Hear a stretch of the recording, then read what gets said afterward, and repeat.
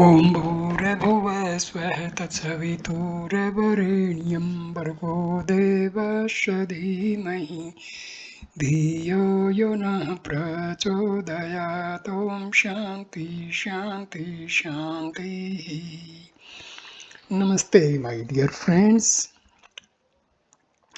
This is video number 3 of Muktika Upanishad.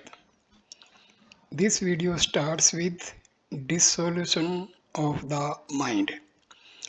The previous section describes about the renunciation of desires. The present section now deals with the dissolution of the mind. Stanza number 32. दिवि विधिश्चित् नाशो अस्ति स्वरूपो रूप एव च जीवन मुक्तौ स्वरूपः स्याद् रूपो देह मुक्तिगः. Dissolution of the mind is of two kinds, with form and without form. In Jivan Mukti, it is with form, while in Videha Mukti, it is without form. Stanza 33. Asya nasmidanim tvam pavane shirnu sadram chit nas abhidhanam hi yada te vidyate punah mitradi bhi gunai yuktam shanti meti ne sansya. O the noble one, now you hear about the dissolution of its mind with attention. When the mind is destroyed, undoubtedly there arises peace comprising all the qualities like cordial relationships, etc. Stanza 34. Bhuyo janam vinirmuktam jivan muktasya tanmanah sarupo so manonasho jivan muktasya vidyate. Stanza 35. Arupastu manonasho videhi muktigo bhavet. The mind of a Jivan Mukta, which is freed from rebirth, is the dissolved mind with form. The dissolution of the mind without form takes place in the case of Videha Mukti. In Jivan Mukta, there is still left a little trace of the mind, because of which various functions of the body are performed. But in Videha Mukti, there is no trace of the mind at all. In this state, all the activities of the body cease completely. Stanza 36. Sahasrang Kurshakha Fal Palvit Shalineh Asya Sansar Vrakshasya Mano Mool Midam Sithitam.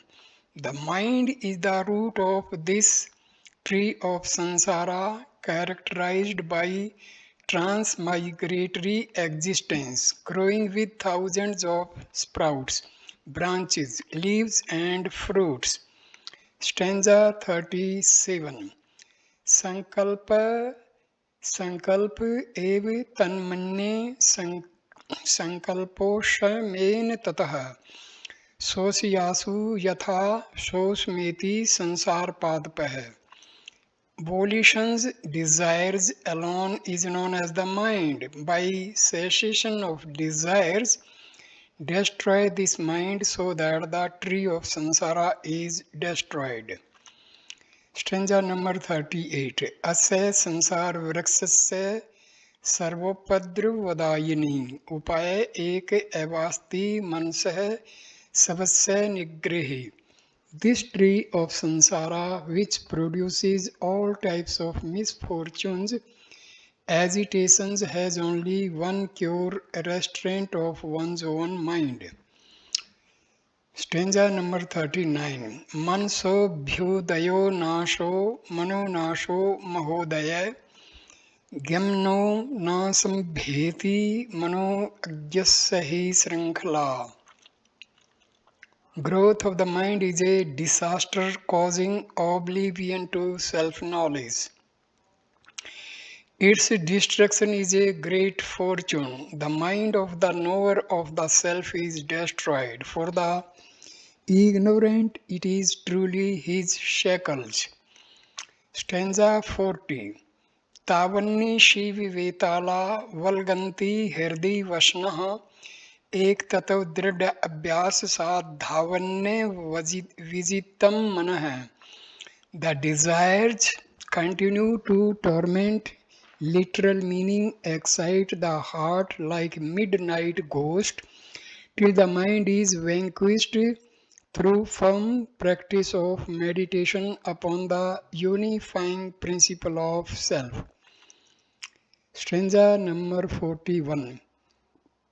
प्रक्षिणचित द्रपश्य निगृही इतेन्द्रिय दिवश्य पद्दिन्ने इव हेमन्ते अक्षीयन्ते भोगवासनः.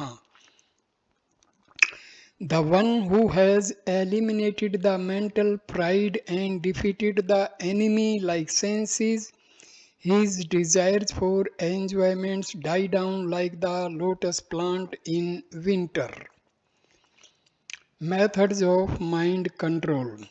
Hastam hasten sampidya दंतई दर्तान विचूरण्य च अंगायंगे समाक्रम्य जयदादौ सबकम मन है. Placing the hand over the other hand, holding teeth of upper jaw over the teeth of lower jaw, and resting one limb with feet over the other limb feet, one should conquer one's own mind through this firm posture of the body.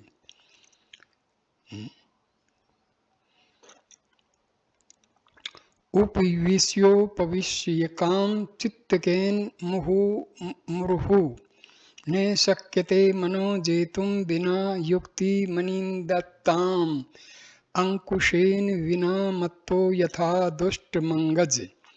Just as the untruly elephant cannot be controlled without a goad, so also the practice of one-pointed attention through repeated sittings in a firm posture cannot subdue the mind without the help of flawless reasoning. People follow various disciplines to control the mind. These practices are only ancillary in the nature. The mind can be controlled only by discriminating the real from the unreal through flawless reasoning. Various practices of Bhakti Yoga, Raja Yoga, Karma Yoga, and Hatha Yoga are useful only if the mind gives up all other desires of the seen and unseen worlds. Therefore, now follow the primary methods of mind control. Stanza 44. Adhyatam vidya adhigam sadhu sangati revcha. Stanza 45. Vasana samprityag pran spandan nirodhanam इतास्ता युक्तये Pushta santi चित्त जय किला. Study, awakening of spiritual knowledge, association with pious people, complete renunciation of desires and control of pulsation of life force. These are the perfect methods to control the mind. Stanza 46. Satisu युक्तिस्वेतासु हट्टानि मीयन्ति ये चेतसो दीपमुत्सर्ज विचिन्वन्ति तमो जन्नै. This is stanza number 46. Those who give up these easy methods and follow Hatha Yoga techniques to control the mind, they are like those who throw away the lamp and apply ointment to their eyes to dispel the darkness. Stanza 47. Vimudha kurtu mudyukta ye hata chetaso jam te nibandanti nagendra unmattam vistantubhi. Those ignorant people who want to conquer the mind by force, they are like those who want to bind the frenzied elephant with lotus fiber. Stanza 48. द्वे बीजे चित्तवृक्षस्य वर्ति वर्तति धारिणः एकं प्राणप्रीस्पन्दो द्वितं दृढभावना. There are two seeds for the tree of the mind, enduring the agitations of thoughts. One is pulsation of prana, vital energy, and the second is intense desire, meditation and samadhi. Stanza 49. सा हि सर्वगता संवित् प्राणस्पन्देन चाल्यते चित्तै एकाग्रतयो ज्ञानमुक्तं समुपजायते तत्साधनमथो ध्यानं यथा वदुपदिश्यते. All pervasive, comprehensive consciousness moves through the pulsation of prana. Aforesaid knowledge arises by means of concentrated mind. Therefore, meditation as a means of it, knowledge is being duly prescribed. Stanza 50. Vilape vikirtim kirtsanam sambhavyate karmat prisishtam cha chinmatram chida anandam vichintaya. Dissolving modifications of entire creation in the reverse order to their source through meditation, think of the ultimate literal meaning remaining and pure being, awareness and bliss. Stanza 51. Apane satsangate prano yavanna abhyudito hiradi तावत् सा कुंभ का अवस्था योगिभिर्या अनुभूयते. The apana vayu has diminished until the prana vayu arises in the heart. This is the state of kumbhaka, restraint of vital air to that length which is experienced by the yogis. Stanza 52. बहिर्सत्तंगते प्राण यावन्नपान उद्गतः तात्वत्पूर्ण समावस्थां बहिष्ठं कुंभकं विदहो. From the time out breath prana disappears till in breath apana arises. That state of complete equality is known as outward kumbhaka. Stanza 53. ब्रहाकार मनोवृत्ति प्रवाहो हं कृतिम विना संपर्जात समाधि स्यात् ध्यानाभ्यास प्रकर्षतः. The state of mental state suffused with the form thought of Brahma without ego is the samprajanta samadhi, which results from the superior practice of meditation. When all the thoughts are centered on the self alone and all perceptions of non-self are completely eliminated from the mind, then it is said to be in the state of samparjanata samadhi. In this conscious samadhi, all the mental modifications, mind stuff, take the form of the bliss of the self. Contemplation, concentration, and meditation are considered as internal means to this samprajnata samadhi. Stanza 54. Prashant virtikam chittam parmanandayakam asamparjatnam mayam samadhi yoginam priya. When all the mental transformations, modifications cease, giving rise to supreme bliss, this state is known as asamparjanata samadhi, which is loved by the yogis. As in asamparjanata samadhi, all mental modifications, thoughts are completely eliminated. In this state, the mind because of its inherent nature, assuming the form of self-knowledge, revels in eternal bliss. This is a state of superconscious samadhi, wherein the mind being free from all desires become blissful. In a asamprajnata samadhi, bliss is not in the form of mental modifications. Contemplation, concentration, and meditation become the external means to this samadhi, since no means are ever necessary to attain that blissful state which is already inherent in our true nature. Stanza 55. Prabha Sunyam Manah Sunyam Buddhi Sunyam Chidatamkam Atidhavirti Ruposho Samadhi Nibhavitah. This superconscious samadhi, which is of the nature of the spirit, being devoid of the light as ego of waking state, mind as in dreaming state, and intellect as in causal state, and free from transformations of chitta, delights the sages. Stanza 56. ऊर्ध्व पूर्ण मध्य पूर्णम शिवात्मकम साक्षाद्विमुखो हवेश समाधि परमार्थिक है.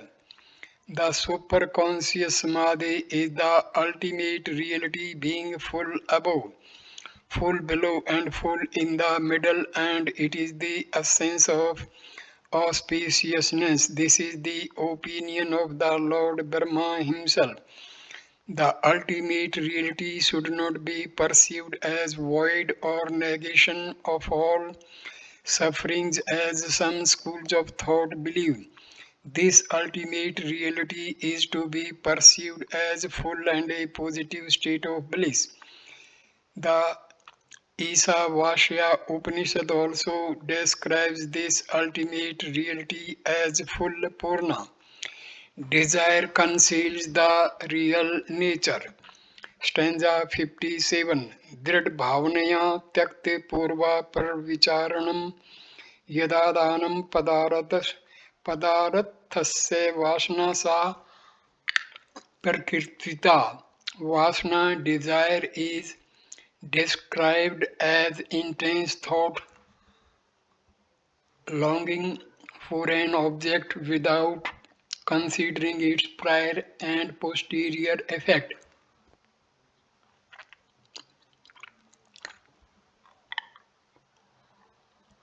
Stanza 58. भावितं तीव्र संवेग आत्मना यत् देवस्य भवत्याशु कपि श्रेष्ठ विगतेत्र वासना. O superior most among the monkeys, whatever he thinks himself to be with intense thought, longing, he instantly becomes that, forgetting all other good impressions. Stanza number 59. तादृग्रूपो हि पुरुषो वासना विवशीकृतः संस्पश्यति यदैवेतत् सद्विसत्वति विमुह्यति. Such a person, completely enslaved by the impressions, desires, whatever he perceives, he takes it to be real under infatuation. Stanza 60.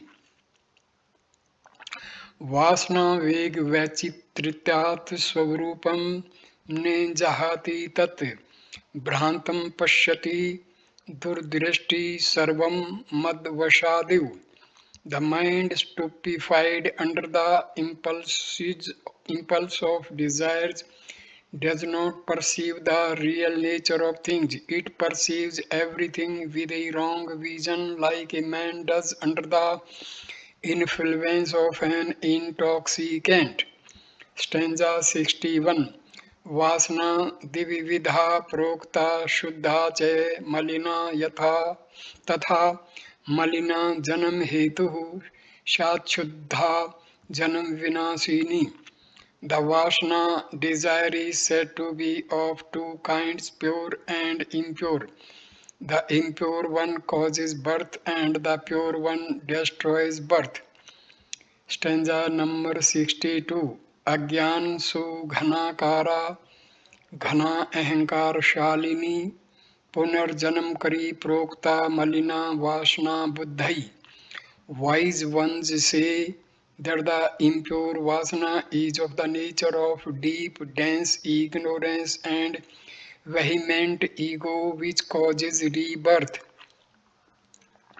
Attachment and ego are the two causes of rebirth.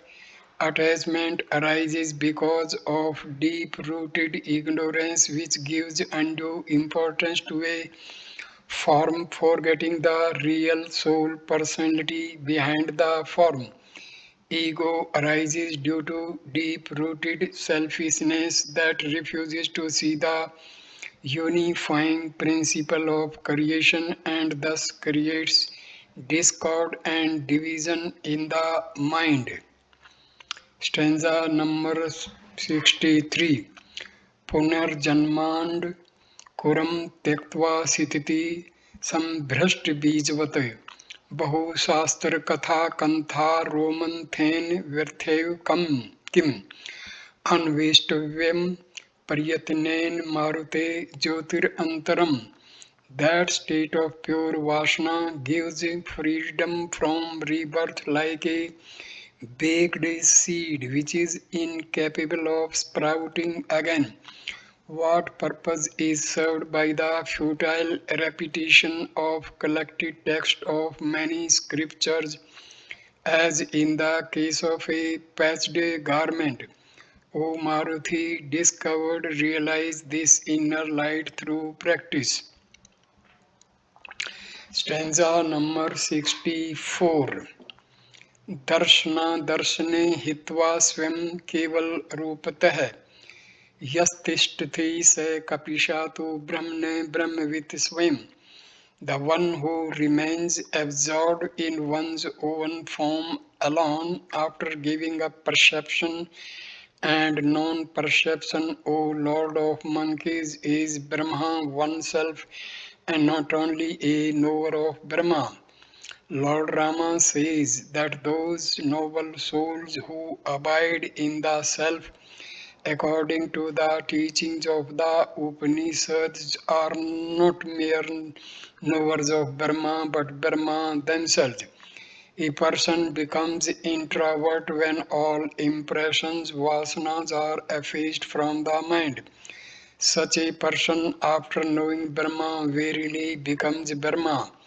The Mundaka Upanishad also says, Brahmavid Brahmavya Bhavati. The knower of Brahma becomes Brahma.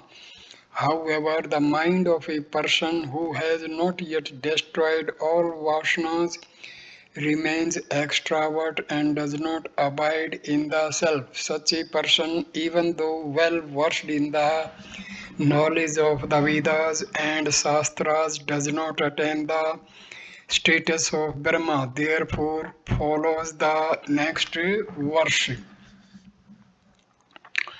Stanza number 65. Adhitya Chaturo Vedan Sarvasastranekashah Brahm Tattvam ne janati davi pakarasam yatha. One may not know the essence of Brahma even after studying the four Vedas and all the Shastras many times, just like a ladle with that does not know the taste of the food. Detachment and desirelessness. Stanza number 66. Savdeha suchi gandhenne virjit yah puman virag karanam tasya kimandupa dishyate. If a person is not disgusted with the foul smell emanating from one's own body, what other cause of detachment can be prescribed to him? An ignorant person wants to covet a faultless body, but the above verse says that the body is very impure by its nature. Therefore, a wise person should develop disgust for this body. This is the right method for developing detachment. Stanza number 67. अत्यंत मालिनो देहो देहि चाते यन्ते निर्मलः उभयो अंतरम ज्ञात्वा कस्य शौचम विधीयते. The body is very impure and the indweller embodied soul is very pure. When this difference is known, for whom should purification be prescribed? The idea is that the body, being always impure, can never be purified through the rites prescribed in the Vedas, while the soul, being ever pure, does not require any purificatory rite. The Vedas prescribe rites and sacrifices for the purification of mental and sensory perceptions. This is still the Pravritti Marga, extravert path, and seeks enjoyment in heaven. But the Vedanta lays more emphasis on detachment from the sense objects for the purity of mind. The path shown by the Vedanta is the Nivritti Marga, introvert path, leading to immortality. Those who have developed detachment need not follow the Vedic injunctions. The next few verses describe about the necessity of renunciation of desires for mental tranquility. Stanza number 68. बद्धो हि वासना बद्धो मोक्षः स्याद् वासनाक्षः वासना सत्वं प्रीतज्य मोक्षार्थी वम प्रीतज्य. Bondage is verily the bonds of desire, liberation is its destruction. Renouncing the desires, you must give up even the desire for liberation. God is not the cause of bondage and liberation. Liberation ensues from the state of desirelessness. By renouncing desires, one becomes one's own redeemer. Stanza number 69. मानसीर्वासना पूर्वं त्यक्त्वा विषयवासनः मैत्रादिवासनाग्रहेणां मलवासना. Renouncing first the desires of the sense objects, then give up even the mental desires, loka vasana, shastra vasana, and dehe vasana. Inculcate good, pure impressions through the thoughts of oneness, belongingness, and the rest. Stanza number 37. Sorry. Stanza number 70. Ta apyatah pritajye ताभिव्यवहन्नापि अन्ते शांति समस्तो he bhavachinmatravasan. Although practicing them externally, renounce these also inwardly and be calm and tranquil, mentally desiring only knowledge of the self. Stanza 71. ताम पथ्ये प्रीतज्ये मनोबुद्धि समन्विताम शेषितर समाधानो मयि त्वं भव मारुते. Giving up even that, the desire for knowledge along with the mind and intellect, abide in that what remains, O Maruti, you become that my very self. The previous 5 verses prescribe the renunciation of the desire for bringing about mental transformation. When the mind becomes tranquil through the effacement of all desires. It becomes one with the self. The entire philosophy behind the mental transformation is that the mind becomes powerful and active through the desires of sense objects like wife, sons, wealth, etc., and mental desires like health, beauty, name, fame, scholarship, etc. The Amrita Bindu Upanishad also says that the mind bereft of desires is rendered pure. By giving up both pure and impure vasanas, the mind merges in the self alone. The above five verses show the efficacy of renunciation of desires for the attainment of liberation. Desirelessness and detachment are the crux of the Vedanta philosophy for attaining liberation. Stanza number 72.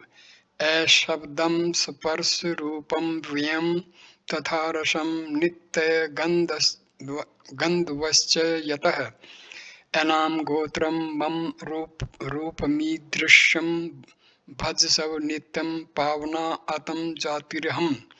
O son of Vayu, always contemplate on my form as devoid of sound, touch, form, taste, and smell, of indestructible and eternal nature, without name and lineage, as the destroyer of sorrow. Stanza number 73. दर्शी स्वरूपम गगनोपम परम सकृत विभातम तबज में अक्षरम अलेपकम सर्वगतम यद दिव्यम तदेव चाहम सकलम विमुक्त ओम. This is stanza number 73. I am the supreme witnessing consciousness, eternal seer, all pervasive like the sky, ever manifested, unborn, one only, imperishable, stainless, and non-dual. I am therefore omnipresent and ever free. Stanza 74. दृश्यस्तु शुद्धोऽहं विक्रियात्मको न मेऽस्ति कश्चिदिवसः स्वभावतः पुरस्तिर्धो मधश्च सर्वतः सुपूर्णा भूमा मिति हि भावः. I am pure and changeless consciousness. I am by nature devoid of worldly objects or sensual pleasure. I am all pervasive Brahma, in front, across, above, below, and all other directions. Thus indeed should be perceived, realized. Stanza number 75. अजो मरश्चैव तथा जरो मृतः स्वं प्रभः सर्वगतो हम वह ने कारणम कार्यमतीत्य निर्मल सदैव तृप्तो है मिति ही भावः. I am birthless, deathless, ageless, immortal, self-luminous, all pervasive, undecaying, beyond cause or effect, and ever contented. Thus indeed should be perceived. Stanza number 76. जीवन मुक्त पदम त्यक्त्वा स्वदेहे कालसाकृते विशत्य देहि मुक्तत्वम पवनो स्पंदातिम्यु. Giving up the state of Jivan Mukti on dissolution of the body made of desires, he enters the state of Videha Mukti just as wind becomes motionless. It is mentioned in this Upanishad that Kaivalya Mukti is attained through knowledge alone. Purusha Suktam says that knowing him one becomes immortal in this body. Tamev Vidvan Mrit Ihi Bhavati. Here Mukti does not imply liberation after dissolution of the present gross body or subtle body. In the state of Jivan Mukti, Prarabdha karmas are not totally destroyed. A Jivan Mukta is sometimes impelled by Prarabdha Karma.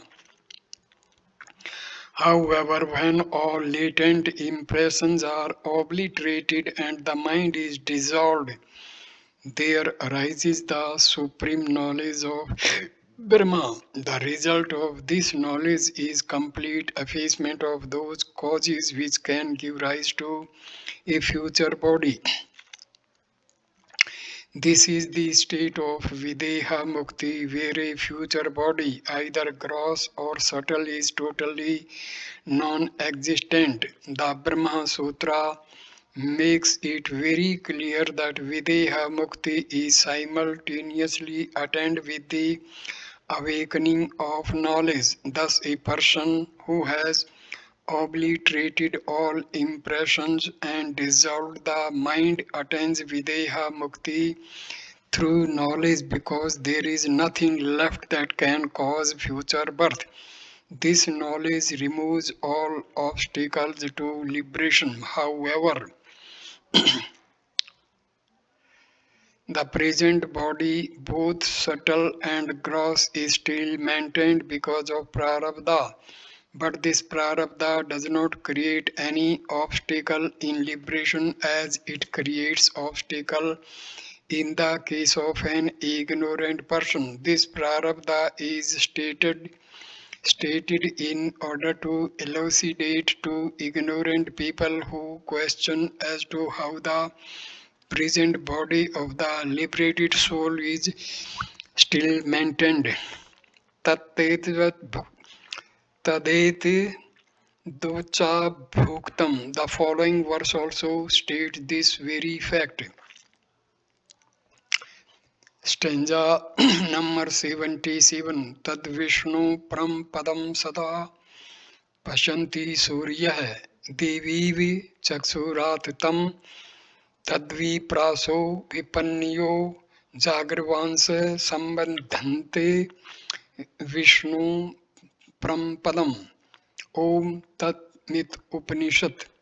That supreme abode of Vishnu, all pervasive self, which is the wise seers, knowers of Brahma, ever behold within through an integral vision knowledge of identity of self with Brahma, encompassing the heaven beyond objective world. The initiated, pure and awakened ones, with all their worldly desires destroyed, keep that self knowledge kindled, strive for the supreme state of Vishnu, self or Brahma. Om, fourth state of Turiya is truth. This is the Upanishad. The Upanishad say in categorical terms that all pervasive self alone is the supreme abode.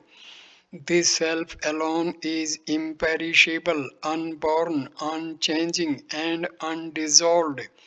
The highest heaven called Brahmaloka is also not eternal. It is created, sustained, and dissolved at the end of each cycle of creation.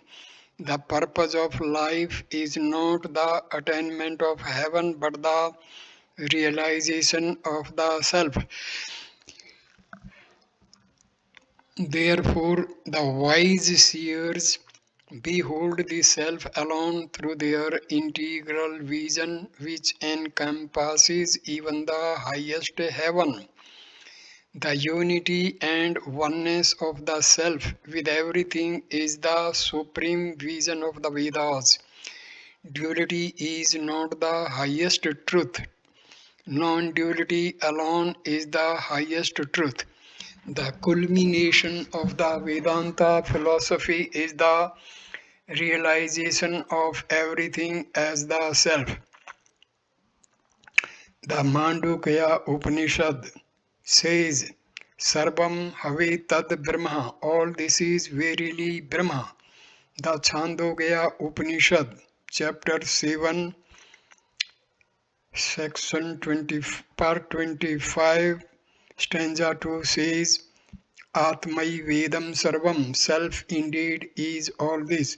The Svetasvatara Upanishad, chapter 6, stanza number 11 says, Eko Deva Sarvabhuteshu Gudha.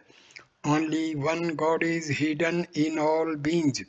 The Katha Upanishad says, Eko Vashi Sarvabhutantratma.